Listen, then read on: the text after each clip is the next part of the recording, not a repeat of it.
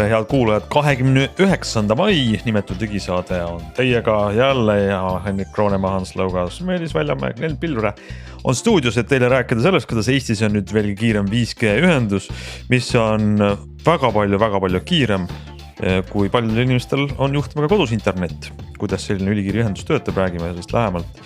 Siis on meil järele proovitud isiklikult 2 telefoni, neist üks tahab olla maailma parim muidugi, aga mis need on, saate kuulda. Ja väljas võiks viimane aeg olla alustada väikest basseinipidu või siis rannal muusikat kuulata, nii et teisi ei sega muidugi ja selleks me aitame teid tehnikaga täna.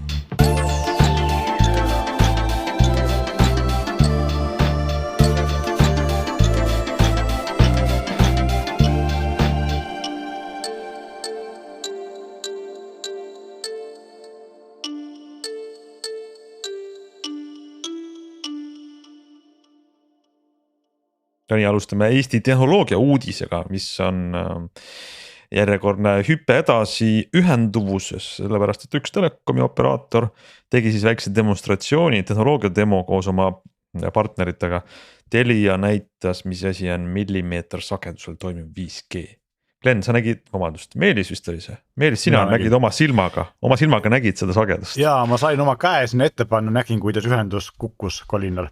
Päriselt, jah? Jaa. Aga, no näed, väga hea katse. Aga see ei ole ju tegelikult saladus, aga kui ma nagu algusest alustan, siis tegelikult me oleme Eestis huvitavas olukorras, sest et asjad käivad meil nagu nii-öelda Eesti moodi, et alguses ei saa vedama ja pärast ei saa pidama.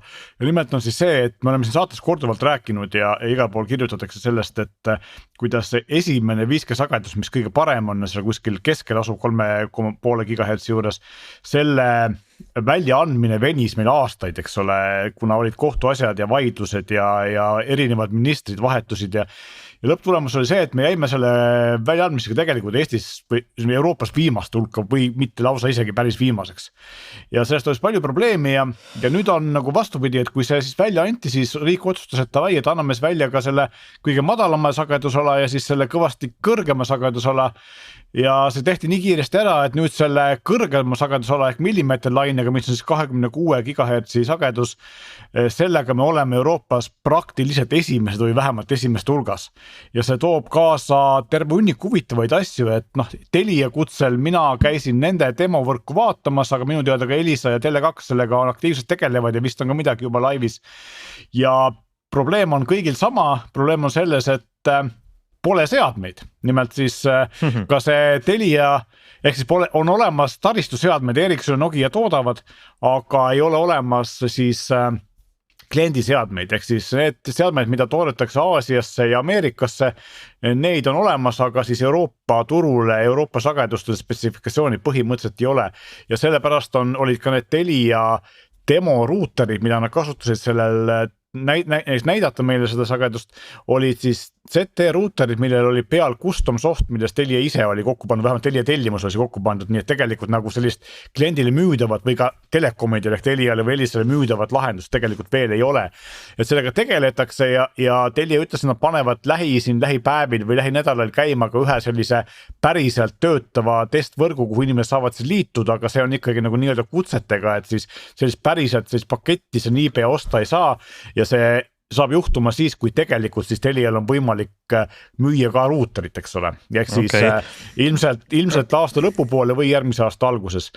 Ja esialgu tulebki see siis püsiühendusena kodudesse, kuna teine asi, milleks see millimeeter veib väga hästi sobib, on lauluväljakud, A. Le Coq Arenad, muud sellised suured kohad, kus ei ole on kehv levi ja kuhu väga palju 1000 inimesi massis kokku tuleb, eks ole. Aga seal on veel suurem probleem, kui me saame nagu operaatori poolt pakutavad ruuterid ilmselt müügile, siis seda, et Samsung või Apple teeks nagu vastavalt meie turul sobivad millimeeter veivi toega telefonis, see võtab kindlasti veel kauem aega. Just, aga räägi korra, see millimeeter sageduse nii-öelda lubadused, mis sellest lubadusest sellest demonstratsioonis näha oli, kui kiire see ühendus siis on? No räägime kõigepealt, tegelikult ongi see, et kuna ta on nii kõrge sagedus, siis seal on oma head ja vead. Hea on see, et sealt läheb läbi 800 MHz on siis see ribalaius, mis kõik operaatori omale said ja sealt saab läbi pumbata väga palju andmemahtu. Aga probleem on selles, et see andmemahu nii-öelda siis levimise kaugus on üsna väike ja ka väiksemad takistused takistavad seda kõvasti, ta ei liigu üldse läbi seinte, ta ei liigu läbi metsa, isegi tugevamad puulehed või väga tugev vihm võib teda tegelikult takistada või vähemalt häirida. Ehk siis ta on nii kõrge sagedus, et need bitid on seal nii pisikesed, et nad kipuvad nagu iga asja taha kinni jääma. Ja Teliasi esindaja, Telia tehnoloogia juht Andre Visse ütles, kes on ka meie saates käinud korduvalt, ütles, et nemad on saanud selle tehnoloogia peal, mida nad praegu kasutavad downstreamiks maksimaalselt ühe purgi, eks ühe selle antenni või masti küljes 7 gigabitti sekundis. See on esimene põlvkond ja see läheb kindlasti tulevikus veel paremaks, kuna me oleme 4G-ga näinud, et ta on läinud kõvasti kiiremaks, kui ta algus on. Kas ta mainis ka, kui kaugel need, ütleme 7 gigabittise ühendusega purgid oma vahel on? Jaa, ütleski seda, et 10, 100, 1000 meetrit. Just, no umbes 1000 meetrit võiks öelda küll, et ütleme nii, et otse nähtavuse piires kilomeetri paari kaugusel. Et Nokia on saanud oma laborites otsenähtavuse piires praegu 11 kilomeetrit, aga tegelikult praktikas on ikkagi kilomeeter paar on see, et nemad näevadki seda. Päris pikk labor peab olema sellel Nokial, ma ütlen 11 kilomeetrit. Kui te teate, Mustamäel see Telia maja, eks ole, kus siis demosüsteem oli üles pandud, siis nende praegused antennid, millega nad testid olid põhimõtteliselt kõrval maja katusel ja seal oli vahepeal veel üks keskmine maja ja sinna sihtisid niimoodi, et see signaal jooks 2 maja vahel täpselt läbi, et ei takistaks, see esimene maja oma klaaspinnaga ei takistaks ole. Tuli läbi ilusti. Ma ütleks, et see lennuse vahemaa oli seal ka võib-olla kuskil siuke paarsada meetrit ja see 5 gigad, mida ma nägin, seal tuli sealt ilusti läbi, eks ole. Aga see nali... saanudki, sest et seal olid juba ruuteri poolest piirangud ees. Kas see oli nali või tõsi, sa ütlesid, et kui sa panid käe ette või mingi takistus oli, see reaalselt muutus? Et kui ma panin käes niimoodi vastu ruuterit, nagu ma panen vastu mikrofoni praegu, ehk siis ütleme 2 sentimeetri kaugus ruuterile. Heli ei tule läbi ja siis ei tulnud ka ühendus läbi. Et täpselt samamoodi ei tulnud ka ühendus läbi, eks samamoodi, et kindlasti mind natuke kuulsite, aga väga halvasti, eks ole. Kusjuures mõtle, et su heli ja sinu kõne tegelikult lõppeb ära, no Glenn, kus üle 10 000 sealt eriti, üle 10 000 hertsi, 10 kilohertsi seal midagi eriti ei ole Meelise jutus. Nii, seda muidugi. Ja, aga me räägime, mis sagedusest Meelis, 26, jumal, ma isegi oska ilmaad öelda. Sa mõtled gigahertz, seal oli 26 või seal kandis üle 20, 28. Mõtle, kui palju vähem sealt siis veel läbi tuleb, eks, kui Meelise hääl tegelikult oli see, et kui me siis selle käe sinna ette panime, siis me nägime, et sellest sülearvuti ekraani peal see 2,3, 2,6 megabitti sekundis, gigabitti sekundis kiirus, eks ole, kukkus see kuskil 1 gigabitti peale, nii et ta kuskil poole võttis maha sellest. Aga see on päris hea, see on parem kui 50 megabitti, mis üle vase. Tegelikult see point ongi selles, et nad saavad nii. Vana hea Steve Jobsi tsitaat elab edasi, you're holding it wrong, ehk siis hoiad telefoni valesti käest, et sa ei saa kiiresti. Tegelikult see on ikkagi nagu esiteks esialgne demoruuter ja teiseks see, et see on nagu ekstreemne situatsioon, mida võib-olla päriselt niimoodi kunagi tehta, aga praktikas on see, et mida nad saavad sellega teha, on see, et näiteks kui on see viimase miili ühendus, ehk siis kui tõesti on kuskil, kuhu optikat vedada ei saa ja sul on seal mingisugune küla, siis see küla saad selle ühe mastiga ära tovita ilusti, sest see on kuskil, ütleme niimoodi, et kui pakkuda alla laadimiskiiruseks 100 megabitti sekundis, mis ei ole väga palju ja ei ole ka väga vähe, eks, kõik saab ära tehtud sellega, siis sellega saab tegelikult arvestades, kui kiiresti 5G endas klientide vahel ümber lülitab, kes ei tarbi parajast, eks ole, siis tegelikult saab ära katta, isegi mõnisada inimest ühe selle selliga, nii et ja panna mitu selli, saab võib-olla rohkem. Ehk siis selles mõttes Telia esialgne plaan on teha ikkagi seda last mile ühendust, mida nad praegu 4G-ga teevad, aga siis rohkem kiiremini ja rohkemate inimestele. Ja tulevikus siis katta ära need nii-öelda lauluväljakud ja muud. Aga Meelis, sellega on ju, sina panid käe ette, eks, aga kui meil on siin igapäevasemad asjad võib-olla, kui sinu käsi masti ees on näiteks vihm või lumi, just. See kindlasti mõjutab, on ju? Jah, kindlasti mõjutab. Ja sellepärast ongi, et need tegelikult nad panevad ka sellepärast tulevikus ilmselt sinna ikkagi masti tihedamini ja ka siis ühtlasi mahtides rohkem saatjaid, eks ole. Aga selge on see, et see ei ole nagu ei asenda seda 3,5 gigahertsist või siis seda 700 megahertsist madalsageduslikku, vaid see ikkagi on mõelnud kohtadesse, kus punkt 1 on vaja suuremale kogusele ühe antenni pealt saata signaali ja kus ei ole nagu metsa ees või takistusi ja punkt 2 ongi ma ei tea, lauluväljak ja Unibet Arena ja muud sellised kohad, kus on lihtsalt palju rahvast ja on vaja inimestele anda sõnumi saatmise võimalust või ma ei tea, piltide üleslaadimise võimalust, eks ole. Võib-olla siin peaks ütlema ikkagi 2 sõna see sama teema arenduseks, mida Hendrik puudutas, ongi see, et ilmselt juba enamik kuulajaid karjub valust, sest nad kardavad, et nüüd kõik inimesed küpsevad ära, et kui juba mikrolaineahi töötab Wi-Fi sagedusel ja toidu soojaks ajab, et mis nüüd siis saab, kui millimeeterlained ajavad inimesi soojaks? Noh, tegelikult kogu selle 5G sellise nõiajahiga või selle, kui kahjulik ta on ja kuidas, need inimesed, kes masti põletamas käivad, eks ole, need tegelikult seda millimeeterlainet kardavadki, et või noh, nende jaoks 5G võrdubki sellega. Aga no me ei tea, et tegelikult ikkagi need load on igasuguste erinevate liikide terviseametide poolt antud ja siiamaani tundub, et ta kedagi ei küpseta. Mina käe ette panin, siis ma ei tundnud, et ma käsi kuumaks oleks läinud või et ma oleks saanud sealt suurmukuse mikrolaine kiirust. Võin kinnitada, et Meelisel on mõlemad käed tunduvad terved, nii et võite rahus olla. Ei no siin võiks täielikult lihtsalt võib-olla selgituseks öelda, et küsimus on ikkagi võimsuses, et miks siis mikrolaineahjus läheb toit soojaks, on selles, et mikrolaineahi on teatavasti seal võib-olla kilovatt või mingid 100 vatid versus ruuter, mis on ka muide täpselt samal sagedusel mikrolaineahi. See on iseenesest ju tore fakt võib-olla, mida paljud ei tea, et mikrolaineahi töötab täpselt samal sagedusel nagu vana hea 2,4 GHz Wi-Fi. Ainult, et ta on võimas ja tegelikult nii, aga millimeeterlaine häda on tegelikult tõepoolest selles, et noh, kuna ütleme, et kui madalam sagedus nagu mikrolaineahi läheb tegelikult anorgaanilisest ainest läbi nagu suhteliselt hästi, nagu ütleme siis need on kõik taldrikud ja muud sellised asjad, siis millimeeterlaine kipub ikkagi jääma kinni juba palju rohkematesse asjadesse kehast rääkimata, kus ta tegelikult muutubki siis loomulikult soojuseks, aga kuna see võimsus on väga väike, küll aga teistpidi ei tasu nagu alahinnata ikkagi seda poolt, et kui sinu telefon ka juhtumisi seda millimeeterlainet välja kiirgab ja see võimsus on väike, aga sa selle telefoni ikkagi omale paned piltlikult öeldes vastu kõrva, siis teatavasti võimsus väheneb kauguse ruuduga, siis tegelikult ei ole see ikkagi võimatu, et sa oma kõrva ka mingil määral kuumutad, et okei, see temperatuuri tõus ei pruugi olla märgatav, aga noh, nagu kindlasti ei saa väita, et seda ei ole, aga see ei pruugi olla midagi muud kui lihtsalt temperatuuri muutus, eks ole, et küsimus on jah nagu selles, et kas me siis tahame muutuda kõik natukene soojemaks, eks ole. Jaa, et kuna Glen, sina sellest sagedusest nii palju tead, siis mul tekkis mõte, et äkki sina olid see, kes trollis, et Magistrali keskuse ühes autojuhte. Sa tead seda lugu? Ei, lugesin, nimelt juhtus see, et Magistrali keskuse parklas olevad autojuhid ei saanud, enamus neist ei saanud lukustada oma autosid ega auto uksed läinud puldiga lukku.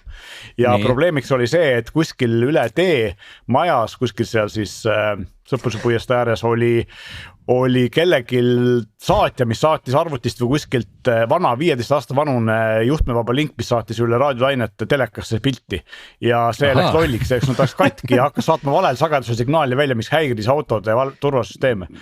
Ja Tehnilise Järelevalve Amet võttis peilis selle välja. No nii, aga väga oli huvitav, eks ole. Võin ka kinnitada, et Glen ei ole praegu käed raudus ega kongis, nii et tundub, et vist ei olnud raadioentusiastiga. Aga see näitab väga selgelt seda, kuidas nagu selline signaali välja andev seade võib nagu ühel hetkel hakata tekitama suurelt probleem, eks ole. Ei no absoluutselt, ega iseenesest ikkagi tasub selle kindlasti silma peal hoida mõlemalt poolelt, sest ega tootjate huvi on loomulikult nagu teenida ikkagi raha ja kasumit ja öelda, et me kõik teeme seda inimkonna hüvanguks, aga teistpidi on ikkagi ka need näited, kus võib-olla see hüvang ei ole number 1, vaid see raha on. Nii et siin nagu tasub hoida sellist kainet meelt, et ega ei saa pimesi uskuda kummaltki poolt, et kas absoluutselt tegelikult peaks ikkagi, et kontrollima peab neid sagedusi kogu aeg pidevalt, eks ole, ja mis see inimest tervisele teeb.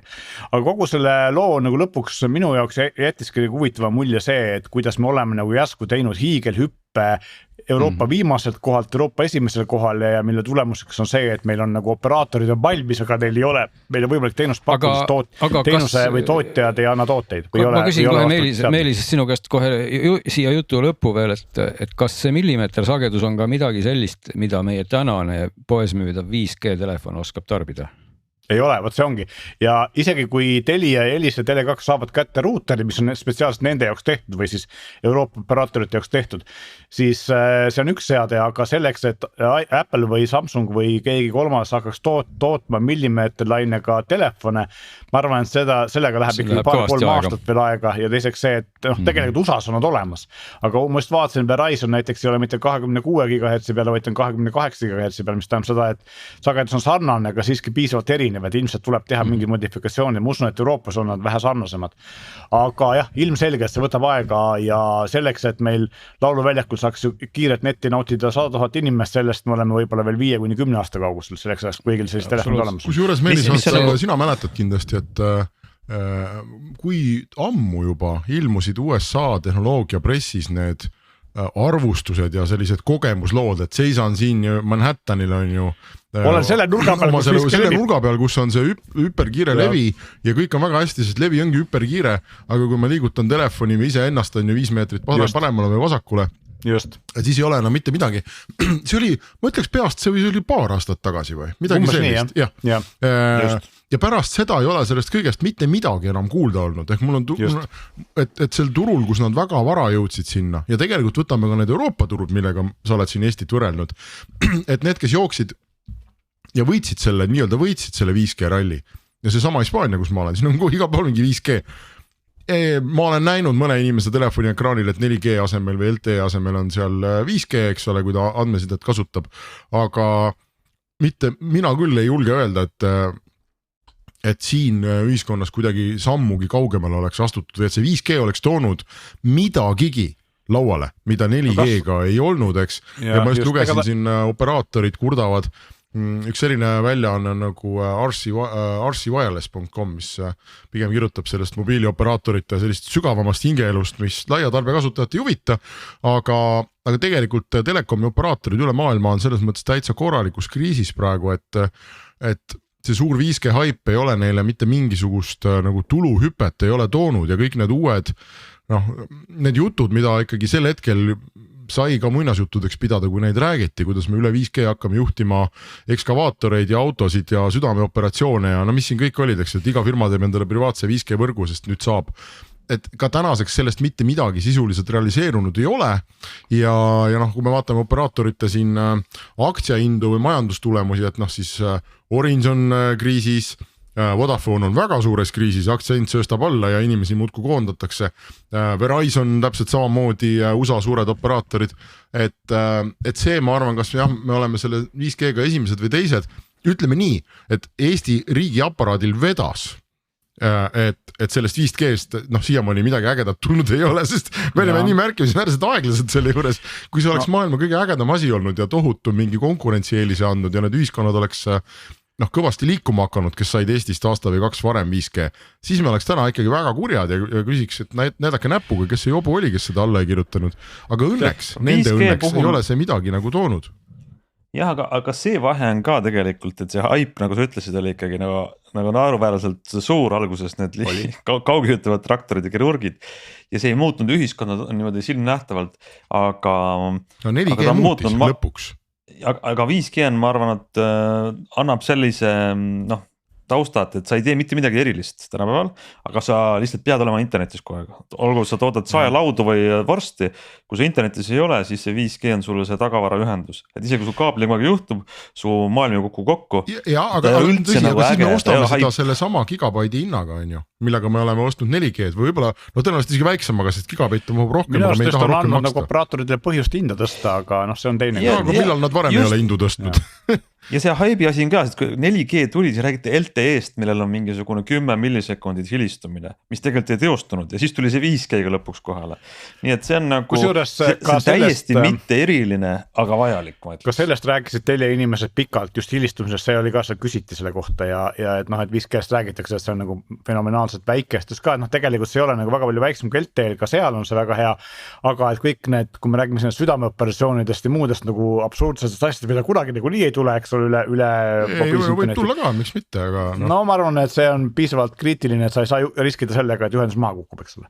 Aga teine asi on see, et autosid võib-olla saab juhtida, aga nende nagu väide oli see, et tegelikult ei ole probleemiks, juba jupp aega ei ole suureks probleemiks enamus asjade puhul ühenduse hilistus, vahet pole, kas ta on 4G või 5G või siis optika, eks ole, vaid probleemiks on siis nii-öelda see teenuskiht, ehk siis nendes äppides ja muudes asjades tuleb seda hilistust niivõrd palju rohkem juurde, et see võrgu poolt tekitatud hilistus on tühine sellega võrreldes. Jah, et see, kas ta on 2 millisekundit või 22 või, et aga võt ei tea, ma ei ole kunagi ühtegi sellist teenust ehitanud. Ma arvan, et see 5G küllap ta aja arenedes, eks, ja kui me hakkame siin nüüd 8K videosid TikToki millalgi laadima või mis iganes, eks, et ta leiab oma selle niši ja ta osutub vajalikuks, aga järjekordselt me saame öelda, et kui nüüd peaks 6G tulema ja keegi tahab siia jälle saatesse tulla rääkima, kuidas 6G muudab kohe maailma ja kõik saab teistsuguseks, et siis me ikkagi teame, me oleme 3 korda põletada saanud selle jutu. Ja tegelikult mina olen kogu aeg olnud skeptiline, ma olin skeptiline siis, kui tuli 4G ja ma kasutasin 3G täitsa edukalt oma odavas paketis seni, kui 4 jõuga 4G üle tõsti, siis mingi hetk läks veel aega, kuni tegelikult see kiirus ja mahud läksid selliseks, ma sain aru, et sellest on kasu. Ja ma usun, et 5G läheb samamoodi, et tegelikult praegu ei ole sellest kasu, aga anname 5 aastat ja siis võib-olla me näeme tegelikult päriselt asju. Aga vaata, aga 4G probleem on see, et kes kasseeris sisse 4G nii-öelda kasumi, need ei olnud operaatorid, vaid need olid firmad nagu Facebook, Instagram, YouTube, TikTok ja kõik need, kellele järsku andmeside, mis muutus laialdaselt kättesaadavaks, odavaks, piisavalt kiireks ja piisavalt töökindlaks, avas täiesti uued võimalused ja need vaesed operaatorid heitsid lihtsalt võrgud välja. Ütlesid, meie võtame siit selle magusa tüki ja tegelikult ei võtnud mitte midagi, tegelikult võtsid kõik teised firmad ja operaatorid on väga pahased selle peale. Ja tegelikult, nagu sa enne rääkisid operaatorite probleemidest, tegelikult operaatorid ka 4G tulekuga või veidi hiljem ja tegelikult ka veidi praegu üritavad ikkagi jõuga nagu pakkuda sisuteenuseid ja mitte olla nii-öelda see rumal toru jah, et ehk siis tegelikult, aga nüüdseks on näha, et enamuse USA-s nende operaatoritest meediafirmade ostmised on nagu läbi kukkunud ja põhjakõrgmine said aru, et meedia on väga keeruline ja tegelikult neil on lihtsam ikkagi olla see rumal toru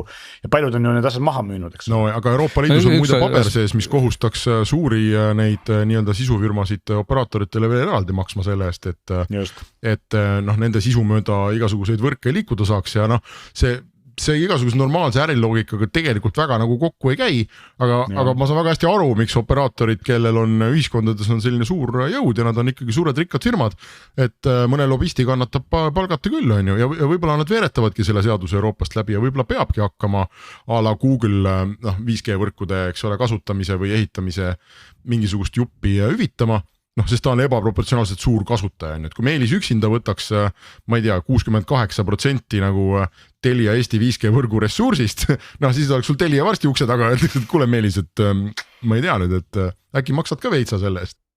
Ja. No üks aspekt, mida võib ka ikkagi operaatorite kasuks mainida või miks seda tehakse, on see pool, et see tehnoloogia muutub tegelikult efektiivsemaks. See on operaatoril suures plaanis odavam kasutada kui 4G, sest et sealt mahub lihtsalt rohkem ja elektrit läheb vähem võib-olla. Seda rääkisid ka teleinimesed, et kõige hullem on kasutada 3G-d, eks ole, kuna seadmed olid vanad, neid eriti uuendata ja võttis meeletud voolu ja ressurssi ja nii edasi.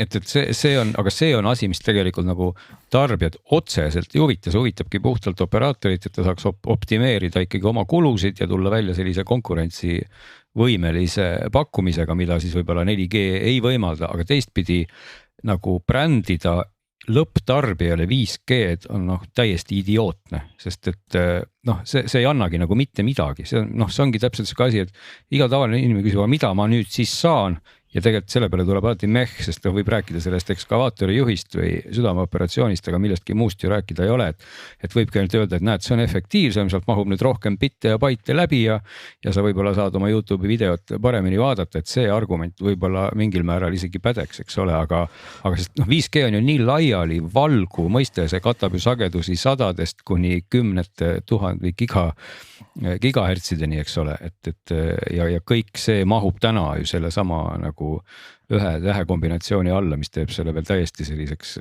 sisuliselt nagu nii lahmivaks mõisteks, kui see üldse olla saab.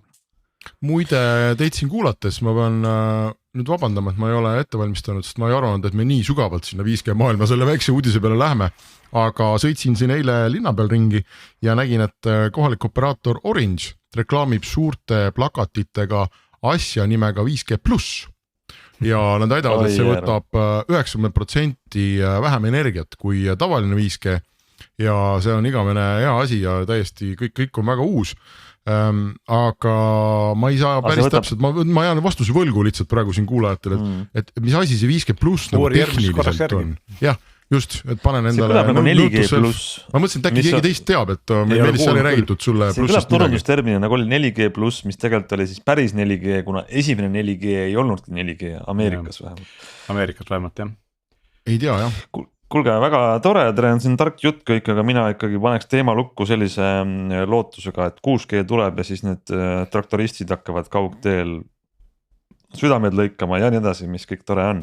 Igatahes. 5G pluss on 5G standalone muide, väidab Orange oma kodulehel. Nii et see on nüüd see asi, mis on siis järelikult, kui see tõesti tõele vastab, siis see on see asi, mida on siin aastaid oodatud ja mille kohta on ka räägitud, et jumal teab, kunas see üldse tuleb, et standard ei ole kokku lepitud, ehk et väga lühidalt öeldes nagu see 5G, mida täna 5G nime all müüakse, see on tegelikult nii-öelda see võrgu keskus või see core on 4G ja see raadioosa ehitatakse sinna 5G peale, aga et nüüd siis 5G pluss, kui ma õigesti aru saan ja kui see Orange'i turundusosakonna ilus jutt tõele vastab, et siis see 5G standalone on see, et ka see kogu võrk on siis 5G, et see võrgu kese on siis ka ära upgrade itud, aga ikkagi segane, miks see sulle kui tarbijal peaks korda minema? Mul 90% vähem energiat võtavad kõik minu seadmed ja võrgud siin ümberringi. Kas sinu seadmed või nende seadmed? Väidetakse aga, et minu seadmed, ma ei tea. No see sinu energiasääst vast ei ole nii rahaliselt väga mõõdetav, aga no põnev. Ma ei pea, mina olen muide oma telefonis, ma ei tea, kuidas teil on, mina oma iPhone'is olen igatahes 5G järjekordast välja lülitanud, sest aku kestvuse vahe on silmnähtav. Mina ei ole, aga samas kuna mul ei ole vastavat paketti, siis ma seda kunagi ei näe ja ma ei ole proovinud, kas see mõjutab või ei mõjuta. No ma saan aru, küll aga ma tean seda, mis mind mõjutab, on see, et mul siin kodukandis on küll 2 masti, nii Elisa kui Telia oma ja mõlematel on mul üks pulk, sest ilmselt ma olen kuidagi masti suhtes teise peal maja või on lihtsalt seinad kehvad. Ja mis tähendab seda, et kui minul ei oleks mõlemal operaatoril voice over wifi tehnoloogia, siis ma ilmselt enamus kõnesid vastu võtta ei saaks. No ma loen ka siit välja, et 5G pluss ikkagi nüüd ongi see kesk kuni kõrgsageduslik 5G siis just nimelt vähemalt siin niimoodi mingid operaatorid seda defineerivad. Jaa, aga mingid operaatorid on seda 5G tegelikult eriti Ameerika omad minu arust on valetanud sujuvalt 4G tegelikult 5G-ks ja see on tohutu, nende G-de ümber on hirmus segadus, et seetõttu ma ei tahagi nagu kaugemale minna, et kui võimalik tehniliselt seletada, mis asi see pluss on ju, ja me saame tehniliselt öelda, et vot, et ta on selle poolest teistmoodi, et siis räägime edasi, aga see, kuidas keegi turundaja seda nimetab, sellele ei tasu väga palju tähelepanu pöörata. Kuulge, aga räägime siis ka vahelduseks nüüd telefonidest või? Ma saan aru, et meil on siin osalised proovinud 2 huvitavat telefoni, Meelis sina õigemini, Huawei ja Xiaomi. Täna kuidagi minu saade. Sul on kamalubad juttu. Lähekski selle Huaweiga edasi, kui me siin G-dest rääkisime, siis siin on ka tegemist erinevate G-dega. Ja kuna me Gleniga käisime neid vaatamas ja rääkisime tehnilistest andmetest oma jagu, siis ma võib-olla nendest ei hakkaks palju rääkima, räägis emotsioonist ja see on selline telefon, mis mind, ma tahaks nutta kohe, et ühtepidi on see, kas rõõmupisarad olid? Kas need olid rõõmupisarad? Ei, seal pigem kurbuse pisarad, sest et oma esialgne pealkiri on selline, et nagu konkurentsitud parim telefon, mida me ei saa soovitada. Ehk siis ma pean ütlema, et viimase paari aasta jooksul minu laupäevad on käinud läbi päris palju tipptasemel telefone, ma ei ole tehniliselt niivõrd head telefoni ammu näinud omas ajas. Ehk siis räägime alates sellest, kui hästi ta istub käes, 6,67 tolline ekraan, aga ta on selline kumer mõlemalt poolt ja ta istub niimoodi käes, ta tundub nagu ta oleks mingi 6,1, või ta tundub kõvasti väiksem, kui ta tegelikult on. Kõik raamid on väga-väga õhukesed, kõik ääred võrreldes näiteks isegi Samsungi tippklassi telefonidega, et ta on nagu fantastiliselt hea käes. Sõrmejälje lugeja on väga hea, kohapeal väga hästi töötab, kõik nupud on väga head. Kaamerad on, kaamerast me eelmine kord rääkisime teoreetiliselt, et praktikas on see, mis see kaamerad teevad, on ikkagi nagu hoopis teine tase, et mul on olemas hetkel Samsungi Galaxy S23 Ultra ja ta teeb kindlasti paremat pilti kui see telefon, mis on tegelikult väga hea kaameraga telefon. Ja ma ei mäleta, minust Glen on kunagi võrrelnud seda, minust ma olen lugenud mingis Gleni artiklis seda, kuidas Huawei digizoom on eriti kvaliteetne ja ma proovisin Samsungi S23 Ultra on 10-kordne optiline zoom ja Huawei on 3,5 ja siis lisaks on digizoom, eks ole. Ja ma panin mõlemad 10 korra peale ja võtan näpust, aga Huawei digizoom on tekst on teravam ja paremini loetav kui Samsungi optilisel ja see on nagu, no see on uskumatu, eks ole, et see on nagu lihtsalt jabur, kui hea see kaamer on ja rääkimata sellest, kui ilus see telefon, kui hästi ta käes istub, kui kiired on, kui normaalne see tarkvara on, seal on natukene mingeid erinevaid Hiina asju, aga noh, tarkvara teine pool on see, et ei ole Google'i teenuseid, neid saab mingil määral sinna peale valetada selles mõttes, et on olemas Gbox ja Gspace, siuksed Gbox on isegi selle Huawei App Gallery's olemas, mis siis valetavad selle telefoni mingiks teiseks mudeliks ja virtualiseerivad Google'i äppe, töötavad, aga noh, osa asjad ei tööta, mõnest töötavad kehvasti, mingid asju ma sellega tööle ei saanud. Google jälile saab sellele, paneb homme äkki üldse kinni selle. Just, ja noh, lisaks on eks ole see, et näiteks Maps'i sain tööle kontakte, mul ei õnnestunud ei Outlookist ega Google'is sünkida, võib-olla ma ei saa aru, kuidas see käib, aga mingisugune kala see on, ma tean teiste inimestest töötab, minul ei õnnestunud. Noh, Eesti äppidega on samamoodi, eks ole, et kui me vaatame seda App Gallery't, siis seal on olemas M-riik, mitte M-riik, vaid mis iganes autentimisteenus, mis niimoodi praegu meelde ei tule, Smart-ID just ja lisaks igasugused Lidlid ja Maximad ja, aga noh, mis on näha on muidugi see, et kas App Gallery meie regioonis pakub seda intensiivselt või siis on lihtsalt tegemist sellega, et kaks bännitud firma asja teevad omavahel koostööd, aga meeletus kogus on populaarseid Venemaa äppe, et noh, seda väga-väga proovine igasugused V-kontakted ja Mail.rood ja muud asjad, eks ole, et noh, rääkimata Telegramist ja Viberist ja nii edasi. Ehk siis selliseid sinna kanti suunatud asju on nagu hästi palju ja noh, kuna Google'it ei ole ka Venemaal, eks ole vist väga enam või noh, mingi on seal probleeme, siis seal on ilmselgelt nagu Huawei üritab seda lünka täita.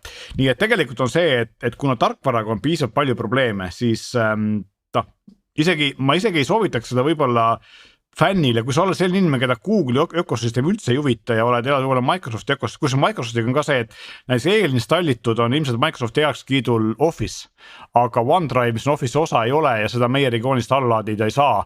Vajutasin linki, ütleb, et sorry, see äpp ei ole sinu regioonis saadaval, aga samas SideOut'id saab, eks ole, mis on imelik, et osad ühe firma tooted on saadaval, isegi ametlikud nagu heakskiidetud, teised ei ole. Et selliseid nagu kummalisi probleeme on maksed töötavad, viipemaksed läbi Curve'i rakenduse, mitte siis Huawei Wallet ise automaatselt ei tööta, kuna ilmselgelt tal ei ole ka siin mingeid finantslubasid, aga see on leitud Euroopa firma, kes selle nende eest ära lahendab. Et sellist üle naljakaid asju, mis on tehtud kuidagi niimoodi ümber nurga on siin päris palju.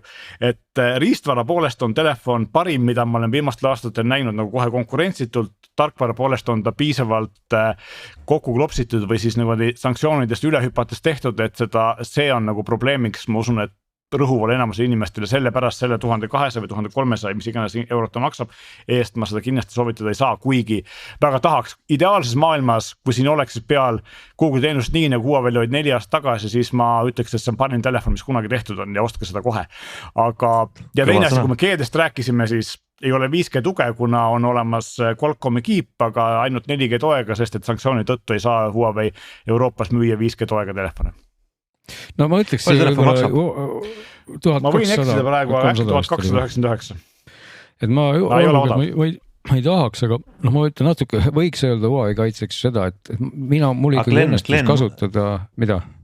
Ma hästi hakkasin juba sekkuma, selles mõttes ma ootan väga Glenni seda nii-öelda sissevaadet, sest ma usun, et Glenn ikkagi sa saad ka selle telefoniga tutvuda ja siis me saame kuulda selle nii-öelda loo teise poole. Ma olen praegu selle listi lõpus, et ma võib-olla kunagi saan, aga praegu minuni seda telefoni veel ei ole jõudnud.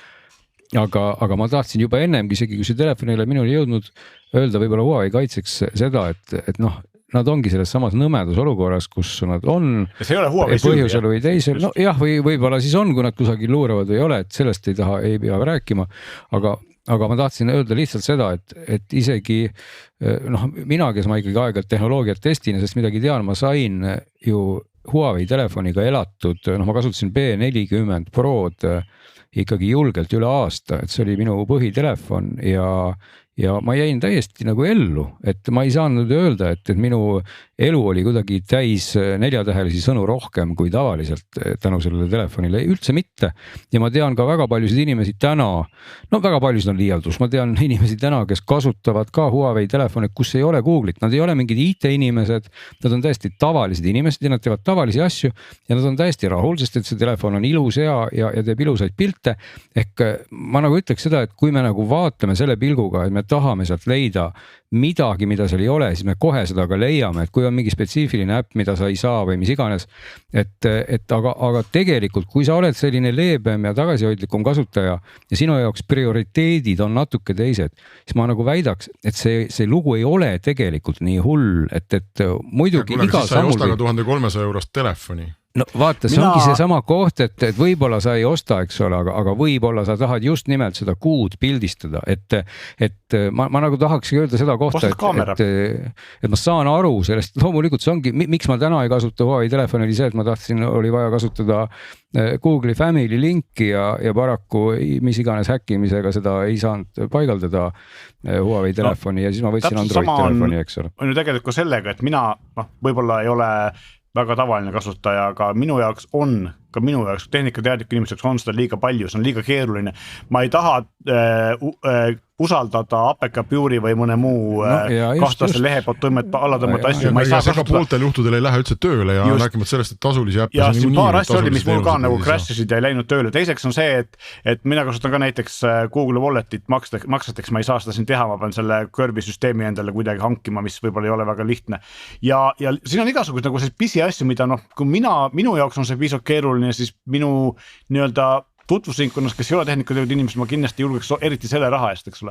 Ja teine asi ongi tegelikult see, et ikkagi see risk ei ole seda selles mõttes väärt, et võiks olla ja ma olen nõus sellega, et kui sind huvitab ainult see kaamera, mis on nagu tõesti super hea ja kogu see muu, see käes hoidmine ja see on nagu ideaalne, siis kui inimene tahab sellest mööda vaadata, siis on see võimalus olemas, telefon Eestis müügilised saab osta, eks ole, aga...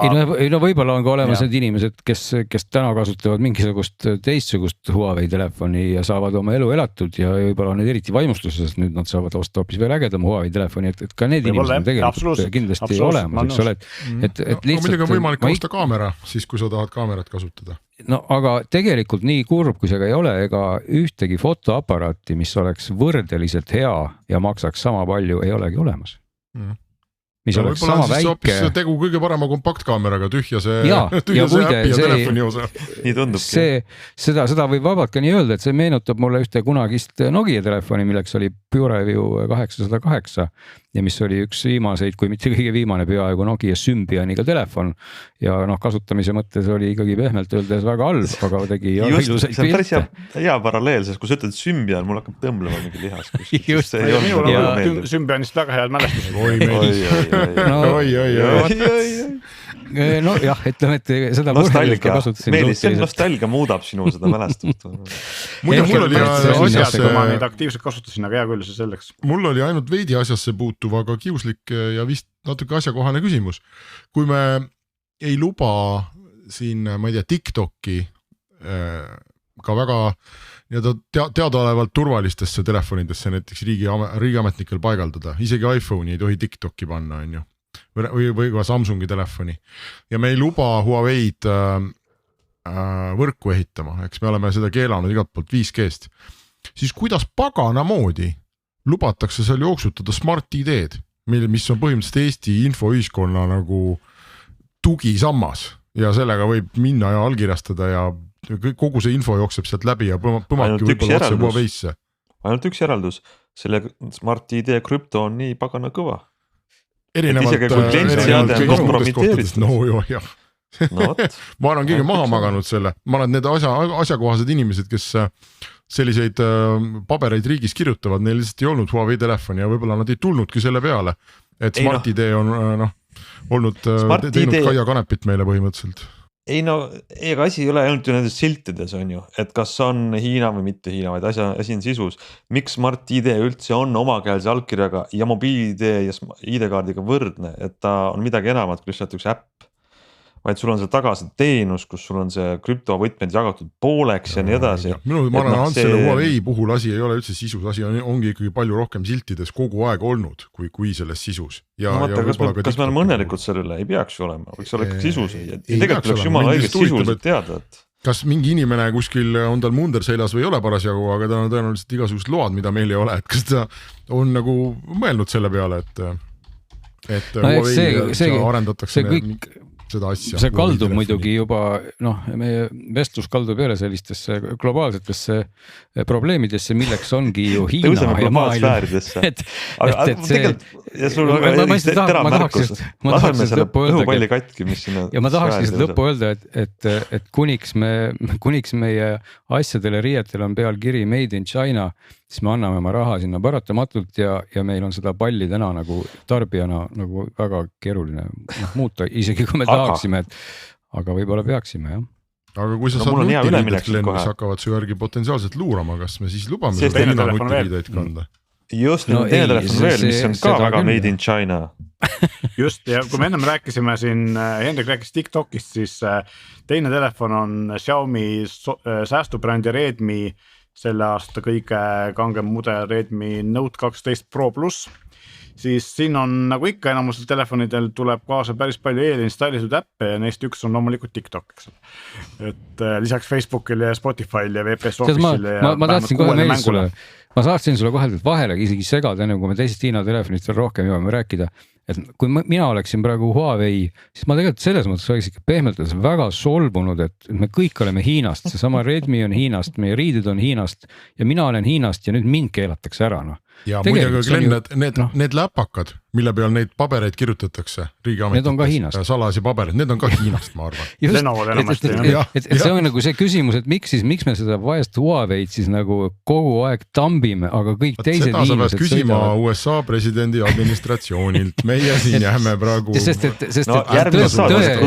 Tõepoolest nagu me mõlemad seal ka Meelisega veendusime seal Saksamaal käies, kui me neid Huawei tooteid vaatasime, nad on tõesti tehnilises mõttes tõesti ägedad, selles mõttes tuleb tunnistada, et Huawei RD arengu või arendusosakonnad ja insenerid ja kes iganes nad on nad siis nüüd Euroopast värvanud või Hiinast, nad teevadki väga head tööd, et selles valguses me jõuame selle sama asjani, mida me eelmises saates mainisime, et kui täna Huawei'l oleks Google seal peal, siis ikkagi peaks Samsung ja kõik teised firmad ikkagi oma jalgu väga palju kõhu alt sirgemaks tõmbama. Ja see on kurb, et see konkurent on kadunud, sest tõepoolest, et kui me seal koha peal nägime, siis tundus, et need telefonid on juba ägedad, eriti veel see X3, eks ole. Aga nüüd, kus ma seda olen oma käes nagu pikemat aega hoidnud, siis see mulje ainult süvenes, et riistvalla poolest on see ikkagi täiesti fantastiline asi. Kuule, aga on see Xiaomi väärtus seda tiitlit? Nendel on Google'i teenused, ma saan aru, ei ole mingeid probleeme. Ei, selles mõttes ta ei ole kõige parem Xiaomi telefon, ta on sellest Redmi seeriast kõige kallim ja kõige parem, et tal on siin nagu palju ilusaid numbreid, nagu me teame, numbrid ju loevad, eks ole, et esiteks on kaamera 200 megapikslit 400 eurose telefoni puhul, väga ilus number. Teiseks on laadimine 120 vatti, teine väga ilus number, et omaette küsimus on see, et kui palju meil nendest numbritest kasu on. Ja siin on nagu hakkavad agad välja tulema, et on põhjus, miks see telefon maksab 450 eurot ja Samsungi telefon Galaxy S23 Ultra, millel on ka 200 megapiksline sensor, maksab 1300 eurot. 4 korda rohkem, eks vähemalt 3 korda rohkem. Siis kui me vaatame pilte, siis pildi vahe on ikkagi päris meeletu. Isegi selle telefoni 200 megapiksline sensor arvestades seda pilditöötust, mida ta teeb, siis ikkagi jääb alla Samsungi Galaxy A54, mis on siis sama hinnaklassi telefon, seal 400 euro kandis või natuke üle. Ja et selles mõttes hea valgusega teeb see põhikaamera ka sellel telefonil päris okeid pilte, aga Xiaomi telefonid omaselt kipub olema veidi ülesäriga heades valgustingimustes ja siin on just pildid lähevad liiga heledaks ja siis kui sa loed foorumites või kuskilt ülevaades Ameerika omandus öeldakse, et pane see pro režiim peale ja tõmba 2 f-stoppi alla ja kõik on hästi ja mitte ükski tavaline kasutaja ei hakka seda mitte kunagi tegema. Teine asi on see, et kui me räägime probleemidest, siis enamuse telefoni tänapäeval mingisugune tehisintellektiga režiim, mis üritab aru saada, mis on pildil ja selle järgi vastavalt reguleerida. Sellel telefonil suudab see tehisintellekti pildiga täiesti ära rikkuda. See oli esimene asi, mille ma välja lülitasin.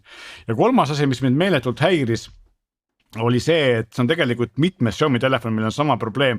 Automaatne heleduse reguleerimine tõmbab, nagu natukene hämaraks läheb, tõmbab heleduse ekraanilt täiesti maha ja seda mitte kunagi heledaks tagasi. Ehk siis ma päris tihti ma käsitsi heledamaks panema, et ma näeks üldse, miks ekraani peal toimub.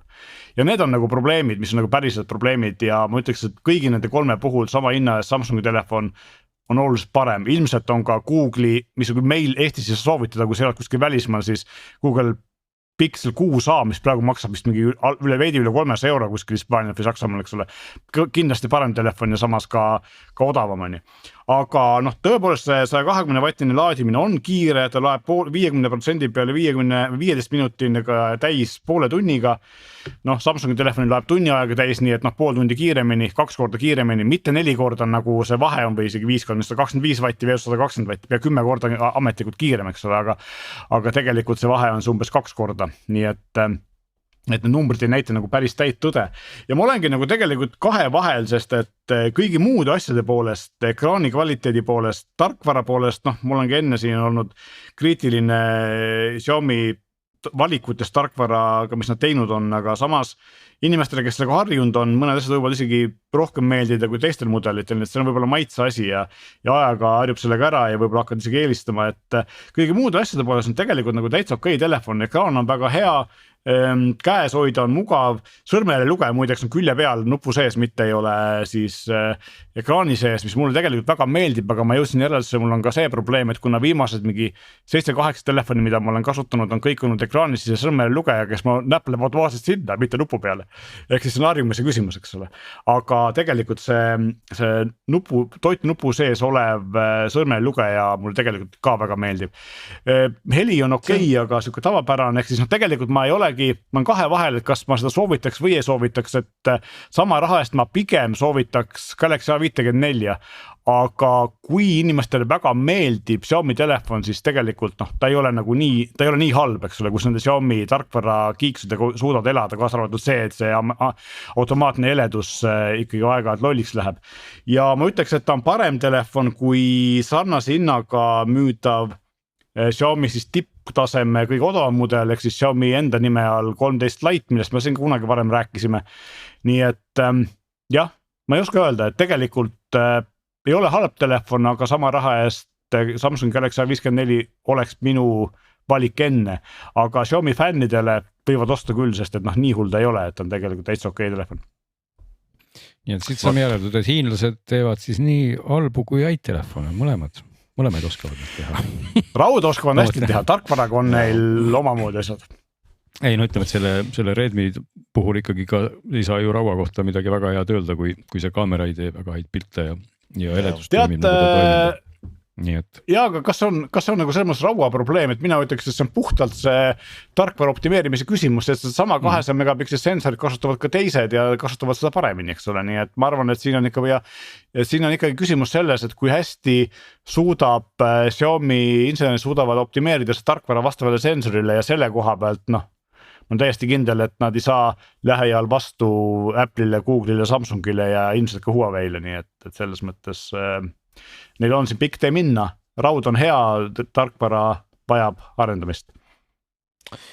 Selge, siin on siis veidi ülevaadet Hiina ja telefonid teemal. Mul tundub, et meil on täna nii lennukas vestlus olnud, et me siiski ei hakka sukelduma sinna rannapeo kõlari maailma, kuigi põnevad on ja võib-olla nädala pärast ilmad isegi veel soemad.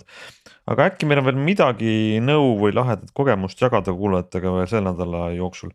Mul on kirjas, et nii mitu tükki meist on siin mingisugused, ma ei tea, teil on mingid kogemused laadijatega. Henrik ja Meelis, kas see vastab tõele ja mis need kogemused on? Ja mina otsisin, ma ei tea, kas Henrik tahab esimesena jagada oma kogemust. Ei, räägi. Mina otsisin tükk aega taga nagu piisavalt pisikest laadijat, mida saaks reisile kaasa võtta, mis oleks selline kerge, mis laeks ära kõik mu asjad, ehk siis enamasti mõtlen reisile kaasa arvuti, et tööd teha, telefoni ja mingid kõrvaklapid, võib-olla isegi paar paari, võib-olla ka e-luger ja e-luger reeglina asi, mis lühikese reisi puhul ei vaja laadimist, eks ole.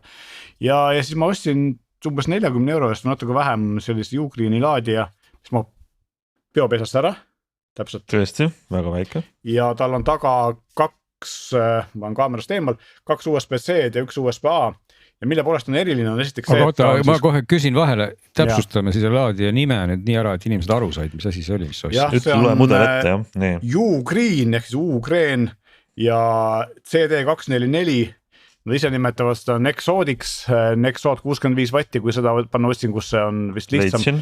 Leidsin. Ja ja seda kunagi tehti seda väga suurena, nüüd on nagu CD244 on tegelikult see kood, mis näitab, et see on väike mudel. Ja noh, tõesti võtab väga vähe ruumi, ta on kerge ja lisaks on siis piisavalt tark oma laadimisega, et ta on siis maksimaalselt 65 vatti. Esimene ja teine USB pesa suudavad mõlemad ühekaupa anda välja 65 vatti, mõnel konkurendil on see, et need pesad on erineva võimsusega. Aga sellel on siis niimoodi, et kui sa paned kas ülemisse või keskmisesse pesasse ühe kaabli, saad sa kätte 65 vatti, piisab MacBook Pro jaoks, piisab enamuse ThinkPadide jaoks. Kui sa paned sinna 2 USB-C kaablit, saad sa ühest 45, teisest 20. Samuti piisab ilmselt arvuti pluss telefoni jaoks näiteks, eks ole.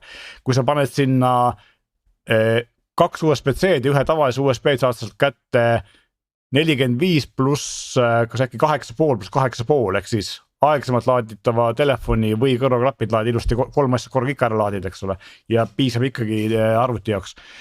Ja väga huvitav on see, et lisaks sellele, et tal on siis USB PD tugi, mis töötab, eks ole, Macidega, iPhone'idega, Google telefonidega, Samsungitega, on tal olemas ka Samsungi AFC tugi ja Huawei Fast Charge'i tugi, nii et ta tegelikult laeb suhteliselt kiiresti ka neid seadmeid, mis on üsna ebatavaline ja kui sa paned ainult USB-A-st ehk siis tavaliselt vanakooli USB pesast, siis seal maksimaalne väljund võimsus on 22,5 vatti. Ja tegelikult ta laeb nagu päris hästi. Läheb küll üsna soojaks, eriti kui panna sinna kõik asjad täisvõimsusel laadima, nii et noh, mina ei soovitaks näiteks voodi peal igaks juhuks laadima jätta, aga see on vist selline common sense'iga üks aru saama, et laadijat ei tasu. Ükskõik millist laadijat kuskile väga kerge süttiva materjali peal laadima panna igaks juhuks, eks ole. No ta läheb otse seina, ta on ikkagi selline, kus kahvel on küljes seal laadijal, ta läheb ju seina. Kahvel on küljes jah, ja see ongi, et USA versioon, kui nad mõõtmed, nad ütlevad, et see on 6,6 senti pikk, tegelikult on see keskmine osa, kahvel tuleb lisaks kokku on ta 10 senti, sest Ameerika versioonidel käib, USA kahvel on siuke lapik, ta käib siia asja sisse, eks ole, ja siis ta ongi sellise suurusega. Et ta jah, 10 senti on ta pikk, 3 paks ja 4 kõrge, nii et noh, see on umbes sellised mõõdud siis. Et mahub väga hästi taskusse, väiksesse käekotti, rääkimata lennukisse, kaasa võttes kuskil seljakotist, eks ole, et see pluss üks USB-C kaabel ja tegelikult on lahendatud. Et mulle väga meeldib ja töötab hästi, aga ma ütleks, et noh, et kuna need laadijad ise räägivad küll, kui tohutus koguses neil on neid igasuguseid turvafunktsioone siin sees ja kuidas neil on süttimiskindel plastik, millest see korpus on tehtud ja nii edasi, siis noh, seda ma testida ei tahaks, et selles mõttes tuleks ikka hoida nagu korralikus pesas, eks ole.